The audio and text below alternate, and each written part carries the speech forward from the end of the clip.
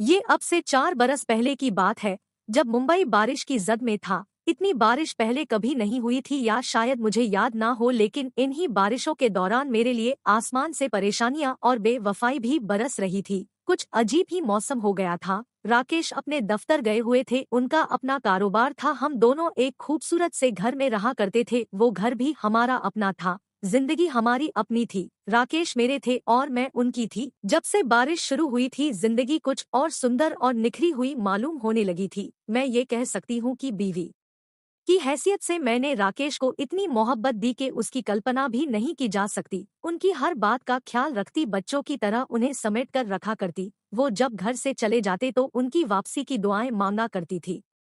घर में एक मुलाजमा भी थी जो शाम के वक्त अपने घर चली जाया करती, और मैं राकेश के इंतजार में या तो किताब पढ़ने लगती है या फिर टीवी देखने लगती। उनकी वापसी होती तो हम दोनों मिलकर खाना खाया करते। वो शाम भी बारिश की थी। शाम के वक्त जरा सी देर के लिए बारिश रुकी तो मुलाजमा इजाजत लेकर अपने घर चली गई, और मेरे पास सिवाय इंतजार के और कुछ नहीं था। इस घर में किसी किस्म का खौफ वगैरह भी नहीं था, सिर्फ ये ख्याल हुआ करता कि अगर राकेश भी ऐसे मौसम में साथ हो तो कितना अच्छा लगे। रात 10 बजे तक जब वो वापस नहीं आए तो मुझे थोड़ी सी परेशानी होने लगी। वो देर से तो आया करते थे, लेकिन इतनी देर भी नहीं होती थी। कुछ और इंतजार के बाद जब मैंने दफ्तर फोन किया तो वहां से भी कोई जवाब नहीं मिला। दफ्तर वाले शायद जा चुके थे। जब रात 11 बज गए तो मेरी परेशानी और बढ़ गई और तरह तरह के ख्याल आने लगे। मुझे इस वक्त अपनी तन्हाई का खौफ नहीं था, बल्कि सिर्फ राकेश की फिक्र थी। न जाने वो कहाँ होंगे, क्या कर रहे होंगे। कहीं ऐसा तो नहीं कि रास्ते में गाड़ी खराब हो गई हो या कोई और बात हो। बारिश तो रुकने का नाम नहीं ले रही थी। सिर्फ 2-4 मिनट के लिए उसकी शिद्दत में कुछ कमी होती, फिर वही रफ्तार हो जाती। मैंने 1-2 जगह और फोन किया, लेकिन राकेश कहीं भी नहीं थे। फिर जब 12 बजे मैंने फोन पर उनकी आवाज सुनी तो मेरी जान में जान आ गई। वो कह रहे थे, सीमा कैसी हो, तुम डर तो नहीं रही हो? हे भगवान, आप कहाँ हैं? मैंने बेचैन होकर पूछा। क्या बताओ, दफ्तर से निकला ही था कि बारिश ने घेर लिया, और सितम ये हुआ कि गाड़ी भी खराब हो गई। मेरी समझ में नहीं आ रहा था कि मैं क्या करूं, कहाँ जाऊं। इत्तेफाक से मेरा पुराना दोस्त अपनी गाड़ी लिए इधर से गुजरा और मैं उसके साथ उसके घर चला आया। इस वक्त मैं वहीं से बात कर रहा हूँ। मैंने कहा, भगवान की कसम, मैं तो हलकान हुई जा रही थी। राकेश ने कहा, मैं बिल्कुल ठीक हूँ, तुम मेरी फिक्र मत करो। मैं तो ये सोच रहा हूँ कि अगर मैं नहीं आ सका तो तुम क्या करोगी, रात कैसे गुजारोगी। मैंने कहा, मेरी परवाह मत करो, मैं अपने घर में बिल्कुल सुरक्षित हूँ। बस तो फिर ठीक है, तुम दरवाजे और खिड़कियाँ बंद कर लेना। राकेश से बात करके मुझे सुकून मिल गया। मैंने दरवाजे और खिड़कियां बंद कर ली और बिस्तर पर लेट गई। राकेश के बगैर वो कमरा, वो बिस्तर कुछ अजीब सा लग रहा था, जैसे मैं वो रात कहीं और गुजार रही हूँ। थोड़ी देर के बाद नींद आ गई थी। दूसरी सुबह मौसम खिल चुका था। हवाओं में खनकी सी थी और मौसम बहुत खुशगवार हो गया था। राकेश दफ्तर जाने से पहले घर आए थे। उन्होंने आते ही सॉरी कहा कि उनकी वजह से मुझे रात को परेशानी उठानी पड़ी होगी, लेकिन इसमें राकेश का क्या कसूर था। ये तो मौसम ही ऐसा था जिसने एक रात के लिए हम दोनों के दरमियान फासले पैदा कर दिए थे। मुंबई में बारिश का सिलसिला रुकने का नाम ही नहीं ले रहा था। 2 दिनों तक तो राकेश इस बारिश में भी वापस आते रहे, लेकिन 2 दिन के बाद अपने उसी दोस्त के पास फिर रुक गए, क्योंकि वो अपने घर में अकेला रहता था और उसका घर राकेश के दफ्तर से करीब ही था। उस रात बेपनाह बारिश हो रही थी, तबीयत आजिज होकर रह गई थी। मौसम उस वक्त अच्छे लगते हैं जब अंदर के हालात भी सही हो। राकेश के ना आने से अंदर उथल पुथल मची हुई थी। बिरहाल 11:30 बजे फिर उनका फोन आ गया। वो कह रहे थे, मैं तो पागल होकर रह गया हूँ सीमा, अगर बारिशों का सिलसिला इसी तरह जारी रहा तो काम कैसे होगा। मैंने कहा, मैं भी तो यही सोच रही हूँ। अब क्या फिर आज आप नहीं आएंगे? हाँ तो और क्या करूँ, कल सुबह बंदरगाह जाना है। अगर रात बारिश के चक्कर में गुजारूं तो सुबह क्या करूँगा। मैंने कहा, देखो आप टेंशन मत लो, जो होगा बेहतर ही होगा। राकेश ने कहा, अगर मेरे दोस्त का घर करीब नहीं होता तो न जाने आज भी मेरा क्या हाल होता। तुम अपना ख्याल रखो, हो सकता है कि आज भी मेरी वापसी ना हो। और हाँ, अपने नज़ले का ख्याल रखना और दवा याद से खा लेना, खिड़कियां दरवाजे बंद कर लेना। वो रात भी राकेश के बगैर गुजर गई। उस रात बारिश 2 बजे तक चलती रही। मुझे मालूम नहीं कि मैंने वो रात किस तरह गुजारी। बहरहाल सुबह होने से पहले नींद आ चुकी थी। जब सोकर उठी तो उस वक्त 11 बज रहे थे। राकेश ने रात ही को बता दिया था कि वो दोस्त के घर से सीधा दफ्तर चले जाएंगे और शाम को वापसी होगी। 12 बजे उनका फोन भी आ गया, जिसको सुनकर मुझे अच्छा लगा था। उस दिन एक अजीब बात हुई। मेरे सामने वाला घर बहुत दिनों से खाली पड़ा हुआ था, लेकिन उस दिन शायद कोई खानदान आकर आबाद हुआ था। कई गाड़ियों पर सामान लाया गया था। सामान उतरवाने वाला शायद उस घर का मालिक था। उसकी उम्र से यही अंदाजा हो रहा था, 34-35 बरस का एक शख्स जिसके चेहरे पर अजीब सी कशिश थी। मैं उस वक्त यूं ही दरवाजे पर खड़ी हुई थी जब उसने सामान उतरवाते हुए मेरी तरफ देखा। मैं सोच भी नहीं सकती थी कि किसी आदमी में इतनी बेबाकी भी हो सकती है। उसने मुझे देखा और अजीब अंदाज में मुस्कुरा दिया। मैं जल्दी से एक तरफ हट गई। उसने जो हरकत की थी, ऐसी हरकत का मैंने कभी तजुर्बा नहीं किया था। किसी ने मुस्कुराकर इस तरह नहीं देखा होगा। गुस्से और शर्मिंदगी से मेरा चेहरा लाल हो गया। उसकी ये हरकत बहुत बुरी महसूस हुई थी। मैंने गुस्सा दिखाने के लिए धड़ से दरवाजा बंद किया और अंदर आ गई। मेरा मूड राकेश के फोन से ठीक हो गया था। शाम को मैं और राकेश इसी भीगे हुए मौसम में तफरी के लिए चले गए। राकेश के साथ जिंदगी बहुत हसीन हो गई थी। लड़कियों को अगर उनकी पसंद मिल जाए तो गर्दन में तनाव आ जाता है, गर्व महसूस होता है, चाल में इतराहट और नजाकत आ जाती है। राकेश के साथ साथ चलते हुए मैं कुछ इसी किस्म की सरसारी महसूस किया करती थी। दूसरे दिन भी मौसम इसी तरह खुशगवार हो रहा था। हल्की हल्की सी बारिश हो रही थी। दिल चाह रहा था कि राकेश को रोक लूं, उस मौसम में उसे कहीं जाने ना दूं, लेकिन मजबूरियां तो हमेशा पैरों की जंजीर ही रही है। राकेश दफ्तर चले गए। दोपहर के वक्त अचानक दरवाजे की घंटी ने मुझे चौंका दिया। न जाने इस वक्त कौन आ गया था। मैंने दरवाजा खोलकर देखा, वही सामने वाला आदमी अपनी वही मुस्कुराहट के साथ दरवाजे पर खड़ा था। अगर वो अकेला होता तो शायद मैं डांट डपट कर उसे भगा देती, लेकिन उसके साथ एक औरत भी थी। उसके बावजूद मैंने अपने तेवर नरम नहीं किए थे। मैंने सवालिया निगाहों से उन दोनों की तरफ देखकर कहा, जी फरमाएं। औरत ने बताया, हम आपके नए पड़ोसी हैं, हम सामने वाले मकान में आए हैं। मैंने कहा, जी हाँ, ये मैं कल ही देख चुकी हूँ। मैं उस औरत से बात कर रही थी, उस आदमी की तरफ नहीं देख रही थी। उस औरत ने कहा, हमने ये सोचा कि जब इस इलाके में आ ही गए हैं तो क्यों ना आसपास के लोगों से कुछ दोस्ती कर ली जाए। बस यूं समझ लो कि सर्वे की गरज से निकली हूँ। मैंने कहा, ये तो ठीक है, लेकिन औरतों से दोस्ती करने के लिए आप इन्हें अपने साथ क्यों लाई हैं? मैं क्योंकि उस आदमी की तरफ नहीं देख रही थी इसलिए उसका रिएक्शन तो नहीं देख सकी, लेकिन उस औरत के चेहरे का रंग उड़ गया। फिर उसने खुद को संभालते हुए उस आदमी की तरफ देखा और जल्दी से बोली, मैंने आपको मना किया था, आप खामखा चले आए, आप जाओ यहाँ से। वो आदमी चला गया। उसके जाने के बाद उस औरत से बहुत देर तक मेरी बातचीत होती रही। वो उसकी बीवी थी, उसका नाम दीपा था, जबकि उस शख्स का नाम संदीप था। उनकी शादी को कई साल हो चुके थे, लेकिन उनकी औलाद नहीं हुई थी। दीपा बहुत अच्छी बात करती थी। कुछ देर पहले तक मेरे दिल में जो कड़वाहट थी वो आहिस्ता आहिस्ता खत्म होती चली गई। मैंने जब राकेश से उन दोनों का जिक्र किया तो वो भी मुस्कुरा दिया। न जाने क्यों मैंने उस औरत के पति संदीप और उसकी हरकत के बारे में नहीं बताया था। मैं उसकी वजह नहीं बता सकती। हो सकता है मेरे दिल में कोई चोर हो, लेकिन ये कैसा चोर हो सकता है? उस साल बारिश वापसी का नाम नहीं ले रही थी। सड़कें तबाह हो चुकी थी और घर से निकलना दोभर हो गया था। लेकिन कुछ लोगों के काम ऐसे होते हैं कि उन्हें हर हाल में घर से जाना ही पड़ता है, चाहे मौसम कितना ही खराब क्यों ना हो जाए। राकेश के साथ भी यही मामला था। उस बेचारे को दफ्तर जाना ही पड़ता था और दफ्तर के बाद माल की क्लियरेंस के लिए पोर्ट, जहां वापसी में बहुत देर हो जाती थी। उस मसरूफियत के बावजूद उन्हें जब मौका मिलता वो मुझे फोन जरूर करते थे। उन्हें इस बात का शदीद एहसास था कि वो मुझे तन्हा छोड़कर चले जाते हैं। मेरी आदत थी कि मैं सौदा सल्फ खुद ही लाया करती थी। एक सुबह जब मैं सामान लेने गई तो संदीप से मेरी मुलाकात हो गई। न जाने वो किस मिजाज का आदमी था। मेरा ख्याल है मैंने इतना बेधड़क और बेशर्म सा इंसान पहले कभी नहीं देखा होगा। उसने जब मुझे देखा तो तेजी से मेरे पास आ गया। मैंने उसे देखकर अपना चेहरा दूसरी तरफ कर लिया था। उसने अजीब से अंदाज में मुझसे सवाल किया, शायद आप मुझसे नाराज है? मैं गुस्से से भड़क उठी। आप पागल हो गए हैं? आपसे मेरा वास्ता ही क्या है कि मैं आपसे नाराज होती रहूं? मैं तो आपको जानती भी नहीं हूँ, और आइंदा इस तरह रास्ते में मुझसे बात करने की कोशिश मत करना। कुछ लोग हमारी तरफ देखने लगे थे। खुद उसके चेहरे पर भी शर्मिंदगी दिख रही थी, इसीलिए मैंने उसको और कुछ नहीं कहा और तेजी से आगे बढ़ गई। मैंने ये सोच लिया था कि उसकी बीवी दीपा को बुलाकर उसकी शिकायत करूंगी और उसे कहूंगी कि अपने पति को काबू में रखे। लेकिन कुछ दिनों तक उसकी बीवी से मुलाकात का मौका ही नहीं मिल सका। वो शायद कहीं गई हुई थी और वो खुद भी कहीं दिखाई नहीं दिया था। एक शाम राकेश जल्दी दफ्तर से वापस आ गए। वो बहुत खुश थे। उन्होंने कहा, फौरन तैयार हो जाओ, आज मेरा एक बड़ा कॉन्ट्रैक्ट हुआ है। इस खुशी में हम कुछ तफरी करेंगे और फिर किसी अच्छे होटल में खाना खाएंगे। मैं तैयार होकर राकेश के साथ चल पड़ी। हम लोग पार्क गए। बारिश कुछ देर के लिए रुक गई थी, इसलिए लोग भी घरों से निकल आए थे।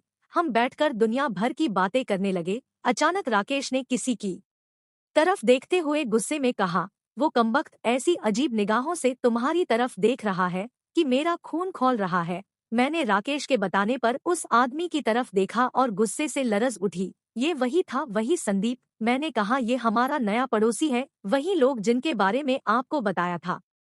राकेश ने गहरी सांस ली। लेकिन ये अजीब आदमी है, ये इस तरह तुम्हें क्यों देख रहा है? मैंने कहा, अब क्या किया जाए, कुछ लोगों की फितरत ही ऐसी होती है, कहीं और चलते हैं।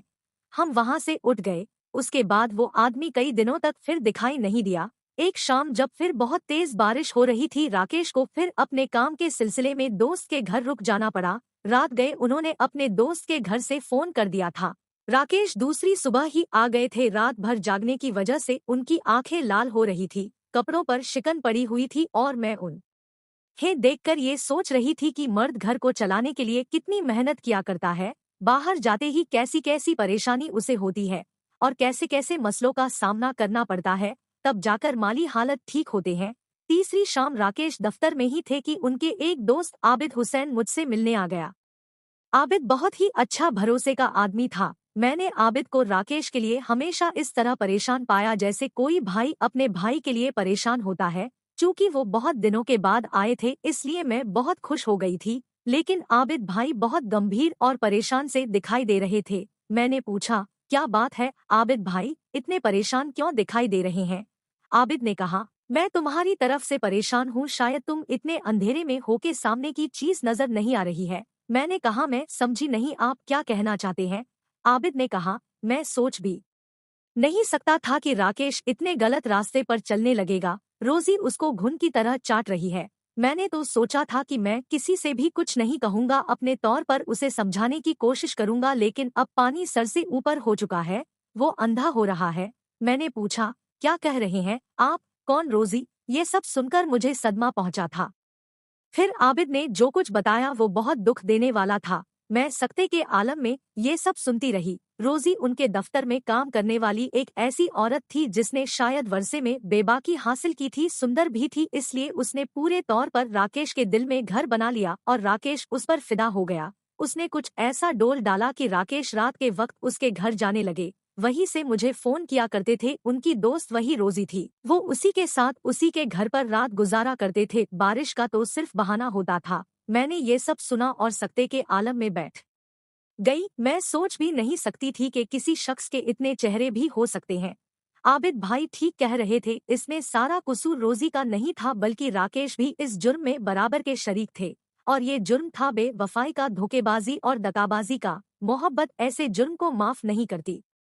भगवान की पनाह, राकेश की बातें कैसी होती थी, उनके अंदाज कैसे होते थे, लेकिन हासिल क्या हुआ? सिर्फ बेवफाई। एक बहुत गहरा जख्म दिल को लगा था जिसकी कसक हमेशा रहने वाली थी। मेरे कानों में राकेश की बातें गूंज रही थी। जान डर लगे तो खिड़कियां बंद कर लेना, मैं क्या करूं? बारिश ही इतनी हो रही है कि मैं अपने दोस्त के घर से नहीं निकल सकता, और अगर छींके आने लगे तो फौरन गोलियां खा लेना। आबिद भाई मुझे राकेश पर नजर रखने की हिदायत देकर चले गए और मैं राकेश का इंतजार करने लगी, इसलिए नहीं कि मुझे उनसे कोई शिकायत करनी थी, बल्कि इसलिए कि मैं उनको देखना चाहती थी। ये देखना चाहती थी कि बेवफाई का चेहरा कैसा हुआ करता है। राकेश वापस आए तो रोजाना की तरह थे, ऐसी कोई बात नहीं महसूस हो रही थी। काश बेवफाई का कोई ऐसा निशान होता जो चेहरे पर नक्श होकर रह जाता। वो हंस रहे थे, मेरी तरफ मोहब्बत भरी निगाहों से देख रहे थे और मैं उनका रूप देख देख कर हैरान हुए जा रही थी।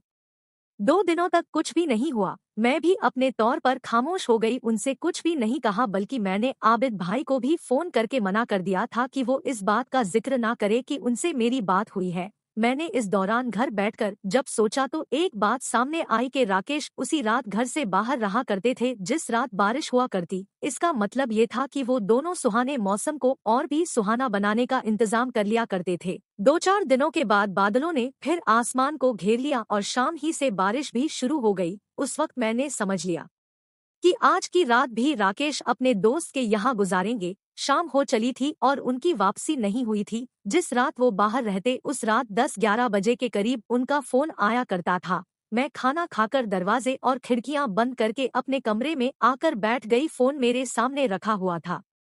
बारिश पूरे जोरों शोर से चालू थी। मेरी निगाहें फोन की तरफ लगी हुई थी। उनके फोन का इंतजार था और मेरे जहन में उठने वाली आंधियों का जोर कुछ कम हो चुका था क्योंकि मैं एक फैसले पर पहुंच चुकी थी। मैंने एक इरादा कर लिया था। ये इंतहाई तल्ख, बेरहम और तबाह कर देने वाला इरादा था। लेकिन क्या इस किस्म की बातों का हक सिर्फ मर्द ही को है? मौजूदा दौर ने जब दोनों को एक गाड़ी के दो पहिए कहा है, तो औरत भी वो सब कुछ कर सकती है जो मर्द अपना हक समझता है। 11 बजे के करीब घंटी बजी। मैंने जल्दी से रिसीवर उठाया। दूसरी तरफ राकेश थे। वही मक्काराना आवाज, वही मोहब्बत में डूबी हुई झूठी आवाज थी और मेरे लिए फिक्र करती हुई आवाज। वो कह रहे थे, जान कैसी हो तुम? देख रही हो बारिश कैसी है? इस बारिश ने तो हमें तबाह करके रख दिया है। सारा काम चौपट होकर रह गया है। मैं सर्द लहजे में बोली, आप कहना क्या चाहते हैं?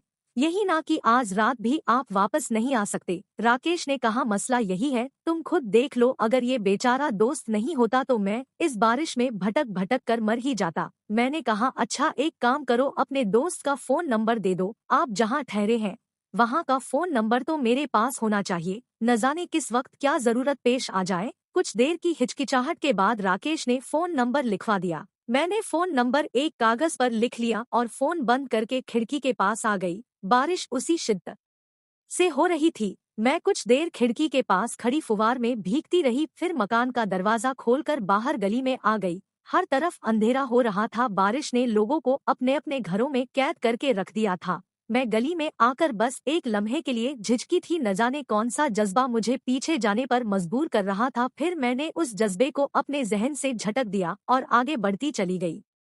दूसरे ही लम्हे में उस शख्स के मकान पर दस्तक दे रही थी जो बहुत अजीब निगाहों से मेरी तरफ देखा करता था और जिसको इस बेहूदगी पर मैं डांट चुकी थी। दरवाजा संदीप ने ही खोला था। वो मुझे अपने दरवाजे पर देखकर बौखला गया था। शायद उसके तसव्वुर में भी नहीं होगा कि मैं कभी इस तरह भीगे बदन उसके सामने खड़ी हुई होगी। मेरे जहन पर उस वक्त एक धुंध सी जमी हुई थी। उस धुंध ने उसका चेहरा धुंधला दिया था।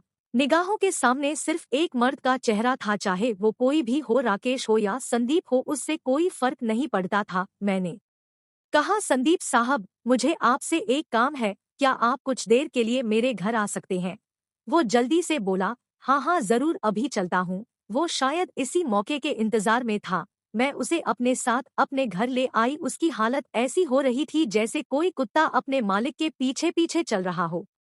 उसकी बौखलाहट, उसकी बेताबी देखने के लायक थी और मेरा ये हाल था कि जैसे पूरी दुनिया, पूरे जमाने, पूरे समाज और तमाम नैतिक मूल्य से बेनियाज होकर आगे बढ़ती जा रही थी। फिर मैं उसे अपने बेडरूम में ले आई। मैं उसे देख नहीं रही थी। मेरे लिए वो कोई मर्द नहीं था बल्कि इंतकाम की भावना को ठंडा करने वाली मशीन था। उसके सिवा उसकी कोई हैसियत नहीं थी। जैसे मैं किसी रोबोट को अपने साथ अपने बेडरूम तक ले आई हूँ, उसके सिवा वो कुछ भी नहीं था और कुछ हो भी नहीं सकता था। संदीप बोल पड़ा, अब बताओ मुझे क्यों ले आई हो अपने साथ? मैंने उसकी तरफ देखा। उसकी आंखें चमक रही थी, ऐसी चमक जो सिर्फ हवस की होती है।